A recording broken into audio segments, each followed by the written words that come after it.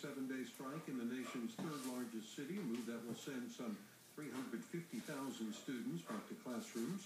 Union delegates voted to suspend but not formally end the strike after learning details of a tentative contract agreement. In an interview today, Mitt Romney doubled down on his criticism of a large segment of the American public, 47%, who he says pays no income taxes, see themselves as victims, and are dependent on the government.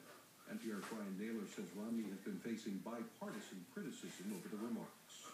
Romney appeared on Fox News, conceding that many of those who don't pay income taxes are retirees and members of the military. But I do believe that we should have enough jobs and enough take-home pay such that people have the privilege of higher incomes that allow them to be paying taxes. I think people would like to be paying taxes. In his original comments, recorded surreptitiously at a fundraising event, Romney said he could never convince those who don't pay income taxes that they should take personal responsibility and care for their lives. Democratic critics were joined by Republican Senate candidate Linda McMahon in Connecticut, who said she disagreed with what she called Romney's insinuation that 47% of Americans believe they're victims. Brian Naylor, NPR News, Washington. Most people who owe no income tax in the United States are either poor or elderly. Members of the U.S. military do pay federal income taxes. They also get a tax break for pay earned while in a combat zone. The White House says it doesn't have any indication that last week's deadly attack on the U.S. consulate in Benghazi, Libya, was premeditated. Spokesman Jay Carney says exactly what happened is still under investigation and that the assessment could change depending on what information is uncovered. On Wall Street today, the Dow closed up 11 points to 13,564. The S&P was down 1, and NASDAQ inched down a fraction. You're listening to NPR News from Washington.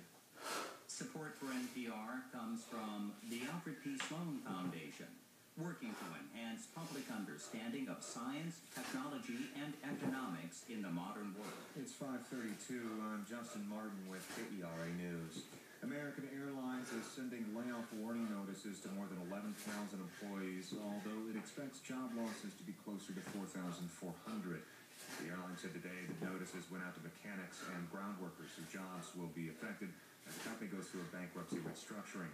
American Airlines spokesman Bruce Hicks says that fewer than 40% of those getting notices will lose their jobs. He says federal law requires the company to notify anyone whose position could change if they are bumped by a more senior employee whose job is eliminated. Fort Worth City Council members have passed a $1.4 billion budget that does not raise taxes or water bills. The proposed 2013 budget had included a 2.6% hike in residential water bills.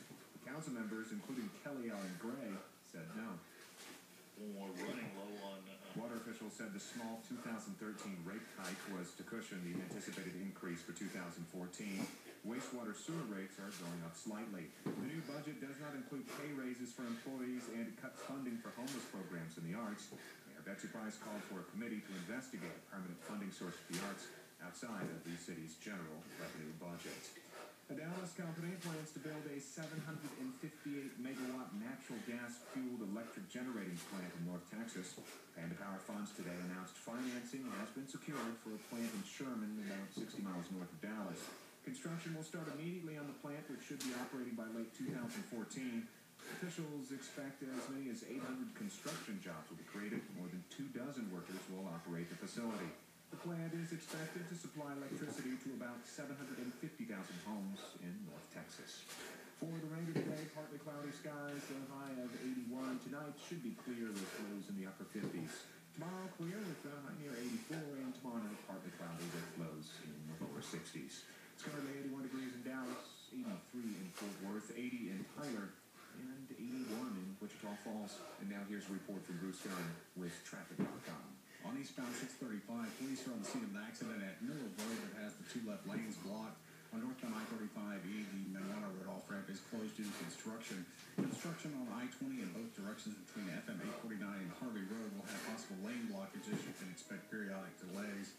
This reporting is a service of your local Toyota dealers, offering tires at your local Toyota dealer.